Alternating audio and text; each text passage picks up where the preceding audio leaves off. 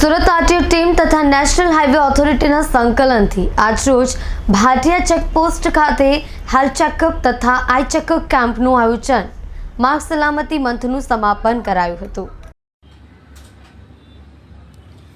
Surat RTO team તથા national highway ઓથોરિટીના સંકલનથી આજરોજ Bhatia checkpost ખાતે હેલ્થ ચેકઅપ તથા આઈ ચેકઅપ કેમ્પનું આયોજન કરી માર્ગ સલામતી મંથનું સમાપન કરવામાં આવ્યું હતું।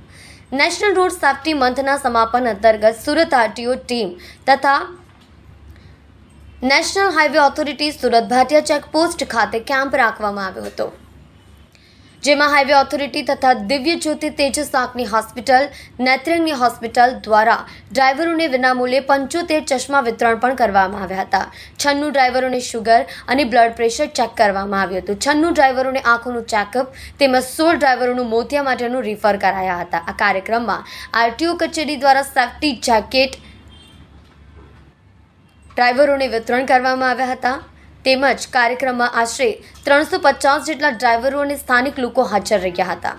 કાર્યક્રમમાં આરટીઓ કચેરીના રોડ સેફ્ટી નોડલ અધિકારી શ્રી કેબી પટેલ સાહેબ, શ્રી એનપી પટેલ તથા શ્રી ડીબી અંસારી તથા road safety trainer Shri Brijesh Verma તેમજ હાઈવે ઓથોરિટીના અધિકારી પણ ઉપસ્થિત રહ્યા હતા।